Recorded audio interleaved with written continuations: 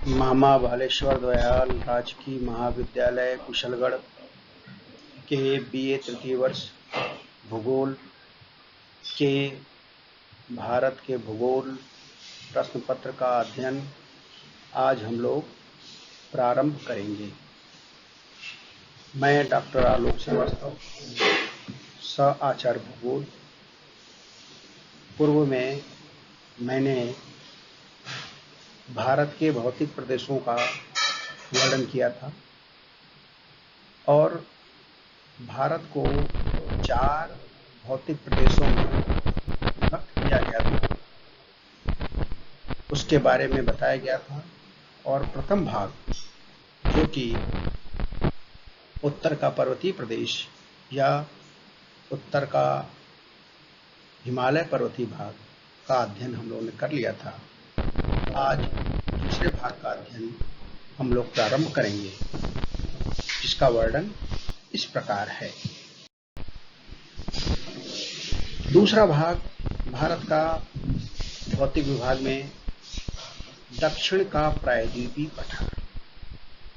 देखिए, इस भाग का अध्ययन हम लोग इस शब्द पर, दक्षिण के प्रायद्वीपीय पठार जो शब्द है उस पे पहले फोकस करते हैं, फिर उसके बाद इसके बारे में अध्ययन करेंगे। दक्षिण प्रायद्वीपीय पठार 3 शब्दों से मिलकर बना है: दक्षिण, प्रायद्वीप एवं पठार। तो दक्षिण की पहले बात करें तो दक्षिण दिशा के आधार पर उत्तर, दक्षिण, पूरब, पश्चिम। दक्षिण से तात्पर्य यह है कि अगर हम लोग कोई कागज ले लें या मैप ले लें तो उत्तर, ऊपर का भाग तो उत्तर होता है और नीचे का भाग दक्षिण होता है। तो ये हम लोग दिशा के आधार पर दक्षिण को बांटा है, क्योंकि भारतीय संदर्भ में उत्तर एवं दक्षिण भाग, तो विंध्याचल और सतपुड़ा से उत्तर का भाग उत्तरी भाग, और इस विंध्याचल सतपुड़ा के दक्षिण का भाग दक्षिणी भाग भारतीय संदर्भ में कहलाता है। और अगर प्रायद्वीप की बात करें तो प्रायद्वीप के बारे में आप लोग पूर्व में जानते होंगे कि ऐसा भूभाग जो 3 तरफ से सागरों से घिरा हुआ, उस भूभाग को हम लोग प्रायद्वीप के नाम से जानते हैं। निश्चित तौर पे इसमें चौथा भाग स्थलीय भूभाग से घिरा होगा, स्थलीय भूभाग से आबद्ध होगा। अगर स्थलीय भूभाग से आबद्ध नहीं होगा तो वह द्वीप हो जाएगा। तो यहाँ प्रायद्वीप से तात्पर्य यह है भारत का दक्षिणी भाग या त्रिभुजाकार भाग, जो 3 ओर, जैसे पूर्व में, इस भाग के पूर्व में बंगाल की खाड़ी, पश्चिम में अरब सागर और दक्षिण में हिंद महासागर। तो ये 3 ओर सागर से घिरा हुआ है या सागरी भाग से घिरा हुआ है, इसलिए इसे प्रायद्वीप के नाम से जानते हैं। अब आते हैं तीसरे शब्द पर, पठार। पठार के बारे में भी हम लोग जानते हैं, एक ऐसा भूभाग जो अपने निकटवर्ती भूभाग से ऊंचा हो या ऊपर हो तथा जिसका सतह सकरा न हो, संकीर्ण न हो, या ये कहें कि शिखर का भाग चौरस, चपटा हो, ऐसे भूभाग को हम लोग पठार के नाम से जानते हैं। इसे हम लोग मेज की आकृति का भूभाग भी कहते हैं, टेबल लैंड, टोपोग्राफी। अगर हम लोग सिर्फ ऊंचाई की बात करें कि ऊंचा उठा भाग अपने आसपास के, उसे हम पठार कह देंगे, तो ऐसी बात भी नहीं। अगर ऊंचाई की बात करते तो हिमालय पर्वत या जितने भी उच्च भूभाग हैं वो सब पठार में आ जाते हैं। इसकी विशेषता ये है इस भूभाग की कि ऊपर का लैंड, ऊपर का भाग चौरस होगा, चपटा होगा, सपाट, इसे हम लोग पठार के नाम से जानेंगे। तो इस प्रकार दक्षिण प्रायद्वीप पठार के बारे में हो गया। अब हम लोग इसके बारे में देखते हैं। उत्तरी मैदान के दक्षिण में, जैसा पहले बताया था आपको,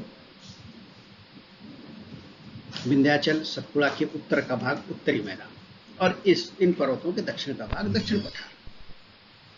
उत्तरी मैदान के दक्षिण में पठारी भूमि जो तीन ओर से सागर से घिरी होने के कारण प्रायद्वीप भारत कहलाती है। यह एक त्रिभुजाकार क्षेत्र है जिसका आधार उत्तर में और भाग दक्षिण में। ये एक त्रिभुजाकार आकृति है जो तीन ओर से सागर से घिरी हुई है और पठारी विशेषताएं पाई जाती हैं और भारत के दक्षिण में है, इसलिए इसे हम लोग दक्षिण प्रायद्वीपी पठार कहते हैं। इस भूखंड का विस्तार दक्षिण पूर्वी राजस्थान, मध्य प्रदेश, छत्तीसगढ़, उड़ीसा, तेलंगाना, झारखंड, महाराष्ट्र, कर्नाटक एवं तमिलनाडु राज्य के लगभग 7 लाख वर्ग किलोमीटर क्षेत्रफल। तात्पर्य है दक्षिण प्रायद्वीप के भूभाग पर विस्तृत यह क्षेत्र 7 लाख वर्ग किलोमीटर के भूभाग में लगभग समस्त दक्षिण के क्षेत्रों में विस्तृत है। दक्षिण पूर्वी राजस्थान, मध्य प्रदेश, छत्तीसगढ़, उड़ीसा, तेलंगाना, झारखंड, महाराष्ट्र, कर्नाटक, तमिलनाडु। और जैसा हम जानते हैं यह अति प्राचीन सुदृढ़ भूभाग है। अति प्राचीन होने की वजह से यह कठोर आग्नेय शैलों द्वारा निर्मित है। हम लोग जानते हैं कि पैतृक शैल आग्नेय प्रकार के शैल होते हैं। सभी शैल इसी आग्नेय का ही रूप है, रूपांतरित भूभाग है, रूपांतरित भाग है।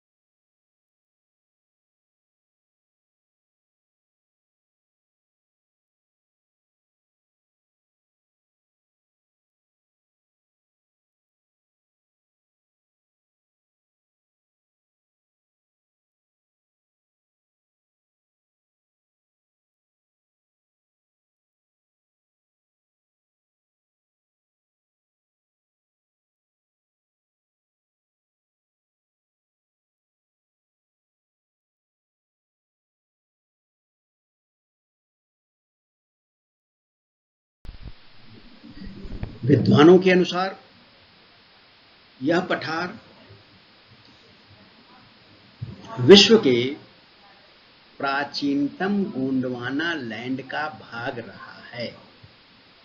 हम लोग जानते हैं कि यह भूभाग भारत का दक्षिण भाग, भारत का प्रायद्वीपी भाग, दक्षिण का पठारी भाग गोंडवाना लैंड का एक भाग है और इस पठार की औसत ऊंचाई 480 मीटर से 760 मीटर तक है। अपक्षय एवं अपर्दन के कारण, जैसा हम जानते हैं अति प्राचीन भूभाग है और इस वजह से इस पठारी भाग पर अपक्षय एवं अपर्दन की क्रियाएं अनवरत रूप से होती रही हैं। तो अपक्षय एवं अपर्दन के कारण पठार पर पाई जाने वाली शैल अत्यधिक विखंडित हो चुकी है, क्योंकि इन भूभागों पर प्राचीन काल से ही अपक्षय एवं अपर्दन की क्रियाएं लगातार सतत रूप से चलती आ रही हैं, जिस कारण से यह पठार अनेक भूखंडों में विभक्त हो चुका है। इस पठार पर कहीं कहीं पहाड़ियां स्थित हैं, लेकिन इनके शिखर सपाट हैं। कठोर रवेदार शैलों पर नदियों ने गहरी घाटियों का भी निर्माण किया है और